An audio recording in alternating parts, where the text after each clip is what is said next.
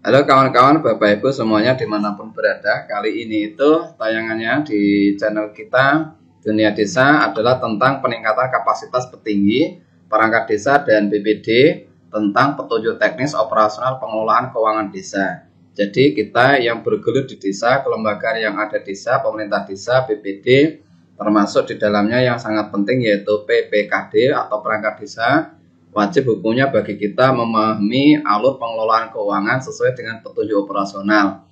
Nah, diantaranya yang perlu kita pahami bersama ada 6 poin. Yang pertama, asas pengelolaan keuangan desa. Ini submaterinya ada asas pengelolaan keuangan desa, kemudian kekuasaan pengelolaan keuangan desa, 3 pelaksana pengelolaan keuangan desa, 4 tahapan pengelolaan keuangan desa. Kemudian yang kedua yaitu perencanaan keuangan desa. Kegiatan pembahasannya yaitu penyusunan rencana kerja pemerintah desa, penyusunan APB desa dan penjabarannya, yang ketiga perubahan APB desa dan penjabarannya.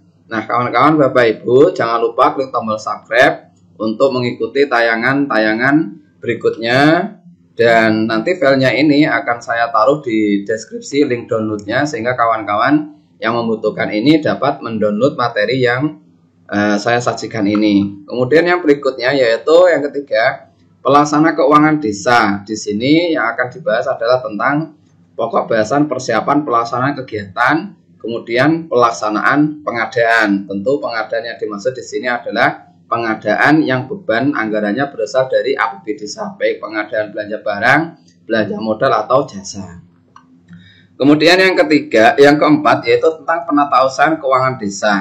Di sini subpokok bahasanya yang akan saya sajikan yaitu tentang penatausahaan penerimaan anggaran, kemudian penatausahaan pengeluaran anggaran.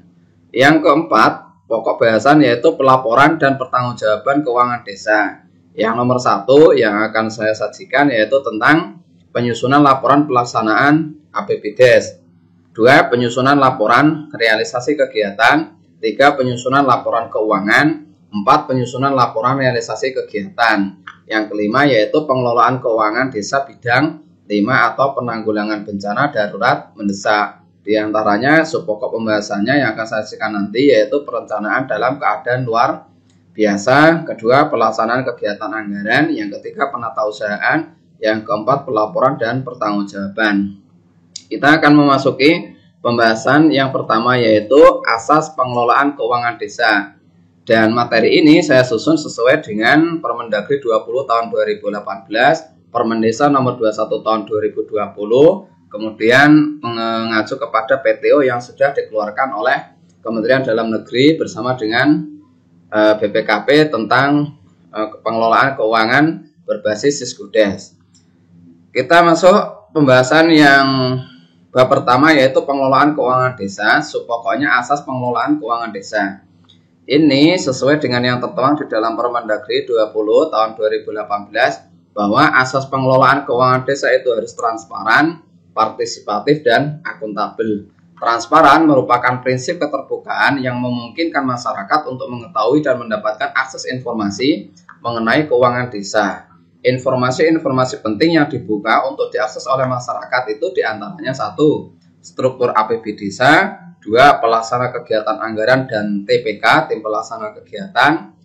C. Laporan realisasi APB desa. D. Laporan realisasi kegiatan. E. Kegiatan yang belum selesai dan atau tidak terlaksana. Dan yang terakhir, sisa anggaran. Ini asas pengelolaan prinsip transparan. Kemudian prinsip yang kedua, asas akuntabel, yaitu prinsip di mana pengelolaan keuangan desa harus dapat dipertanggungjawabkan secara legal. Pertanggungjawaban pengelolaan keuangan desa harus dibuktikan secara administratif berupa bukti-bukti atau dokumen-dokumen penggunaan anggaran sesuai ketentuan peraturan perundang-undangan. Prosedur penyampaian pertanggungjawaban pengelolaan keuangan desa melalui 1. Forum musyawarah atau pertemuan yang diadakan sebagai forum pembahasan pelaporan dan pertanggungjawaban pelaksanaan keuangan desa sebagaimana ketentuan peraturan perundang-undangan yang berlaku. Dan kedua, penyampaian laporan pertanggungjawaban secara tertulis sebagaimana ketentuan peraturan perundang-undangan yang berlaku, misalnya dalam bentuk perdes laporan pertanggungjawaban.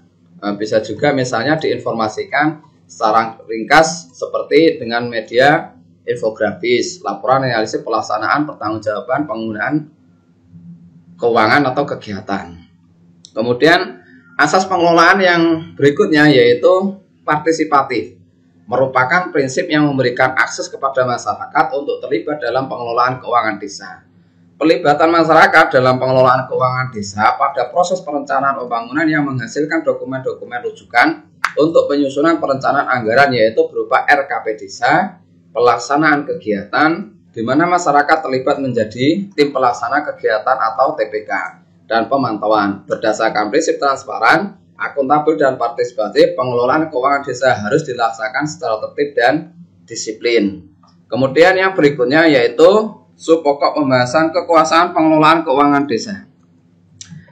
Pemegang kekuasaan pengelolaan keuangan desa yang selanjutnya disebut PKPKD adalah kepala desa atau sebutan nama lain yang karena jabatannya mempunyai kewenangan menyelenggarakan keseluruhan pengelolaan keuangan desa. Sebagai PKPKD, kepala desa memiliki wewenang ada 7. Yang pertama, menetapkan kebijakan tentang pelaksanaan APB desa. Yang kedua, menetapkan kebijakan tentang pengelolaan barang milik desa. Yang ketiga, melakukan tindakan yang mengakibatkan pengeluaran atas beban APB desa. Yang keempat, menetapkan PPKD. Yang kelima, menyetujui DPA, DPPA, dan DPAL. Yang keenam, menyetujui RAK desa dan menyetujui SPP. Yang berikutnya, pelaksana pengelolaan keuangan. Dalam melaksanakan kekuasaan pengelolaan keuangan desa, Kades menguasakan sebagian kekuasaannya kepada perangkat desa yang disebut dengan pelaksana pengelolaan keuangan desa atau PPKD untuk melakukan tindakan yang mengakibatkan pengeluaran atas beban APB desa. PPKD terdiri dari 1. Sekretaris desa, 2. Kaur dan Kasih. Kemudian sekretaris desa, uraian tugasnya 1. Mengkoordinasikan penyusunan dan pelaksanaan kebijakan APB desa. 2. Mengkoordinasikan penyusunan rancangan APB desa dan rancangan perubahan APB desa.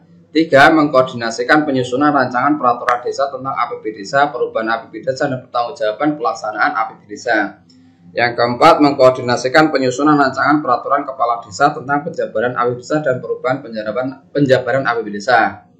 Kawan-kawan, Bapak Ibu semuanya, karena ini ada azan, ini saya cukupkan dulu di sini.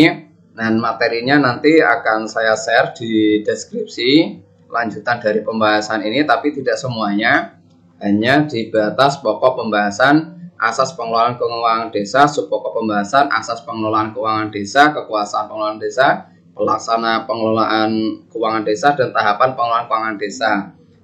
Di menu-menu berikutnya, di bab berikutnya akan saya tayangkan di tayangan selanjutnya. Oleh karena itu, supaya tidak tertinggal, jangan lupa klik tombol subscribe. Jika tayangan ini bermanfaat, silakan bagikan kepada teman-teman yang lain. Yang sudah menyimak tayangan ini, saya ucapkan banyak terima kasih. Nah.